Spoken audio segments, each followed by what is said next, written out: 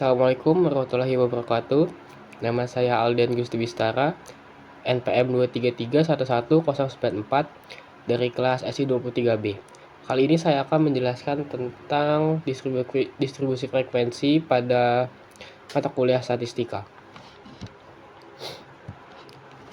Pertama, pengertian distribusi frekuensi. Distribusi frekuensi merupakan pengelompokan data menjadi tabulasi data dengan memakai kelas-kelas data dan dikaitkan dengan masing-masing frekuensinya. Pengumpulan data dilakukan ke dalam beberapa kategori dan menunjukkan banyaknya data dalam setiap kategori. Tujuan dari pembuatan tabel frekuensi adalah untuk mengatur data mentah atau belum dikelompokkan ke dalam bentuk yang rapi tanpa mengurangi inti informasi yang ada sehingga menjadi informatif dan mudah dipahami. Next slide adalah tujuan. Tujuan dari distribusi frekuensi pada statistika adalah yang pertama, mempermudah untuk analisis data. Contohnya data yang besar bisa lebih mudah dipahami. Yang kedua, menyajikan data secara sistematis. Data bisa lebih terlihat lebih rapi dan juga terstruktur. Yang ketiga, yaitu mengidentifikasi pola atau tren. Dalam statistika, distribusi frekuensi bisa memudahkan dalam melihat kecenderungan data. Yang terakhir adalah dasar penyusunan grafik, seperti histogram, poligon, frekuensi, dan juga ogive. Next adalah komponen-komponen yang ada dalam distribusi frekuensi. Yang pertama itu ada interval kelas.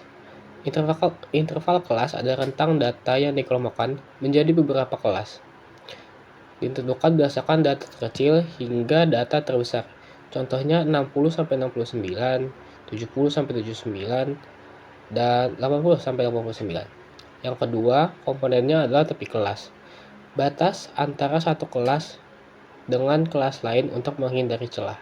Tepi kelas juga bisa dibilang untuk menghitung dengan menambahkan dan mengurangkan 0,5 dari batas kelas.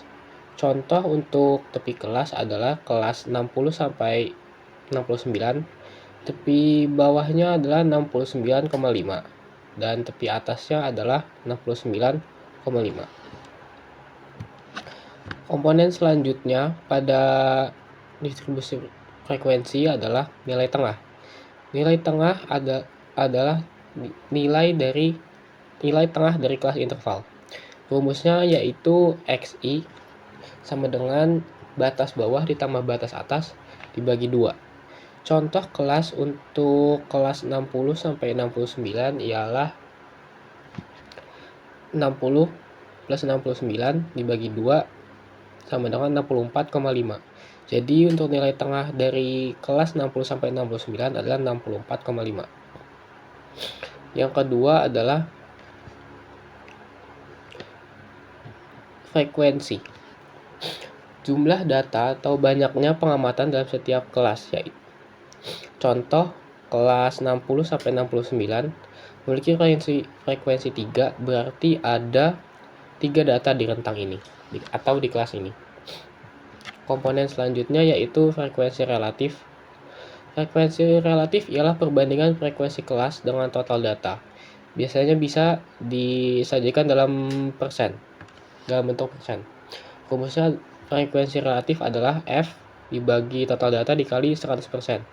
Contohnya adalah 3/20 dikali 100% sama dengan 15%. Komponen selanjutnya ialah frekuensi kumulatif. Frekuensi kumulatif merupakan penjumlahan frekuensi dari kelas sebelumnya hingga kelas tertentu.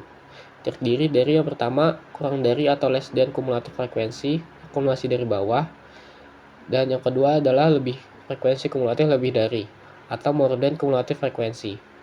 Bisa juga diartikan dengan akumulasi dari atas.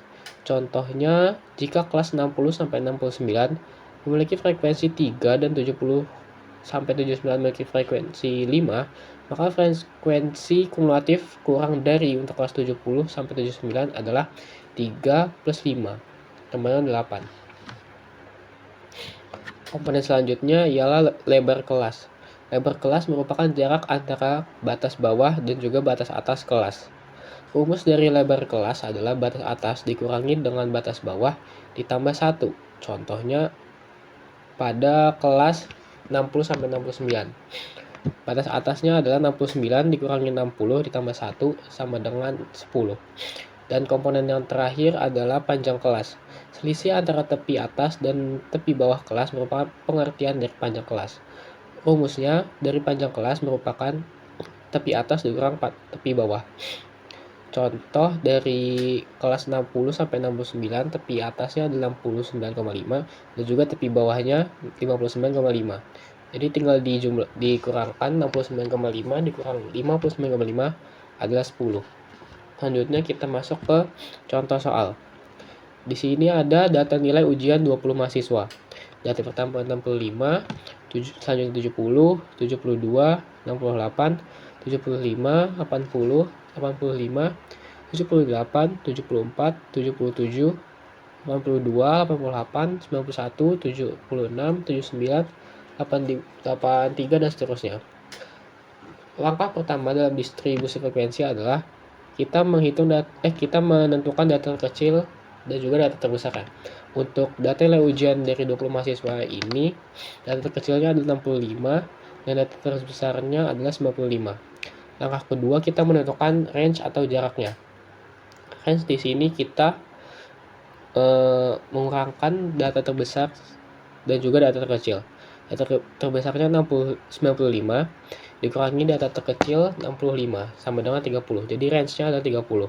Nah, ketiga kita menentukan jumlah kelas.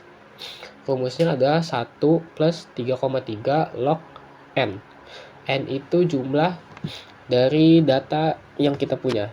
Ya, dari contoh ini data yang kita punya adalah 20 jumlahnya. Jadi penghitungannya 1 plus 3,3 log 20. Hasilnya itu 5. Dan langkah keempat adalah interval. Interval yang kita punya di sini adalah 30 dibagi 5 sama dengan 6. Dan bisa dilihat ini berikut tabel distribusi frekuensinya. Di situ ada kelas intervalnya, ada frekuensi relatif dan juga frekuensi kumulatif. Kelas interval yang pertama 65 sampai 70, frekuensinya 3, frekuensi relatifnya 15% dan juga frekuensi kumulatifnya 3%.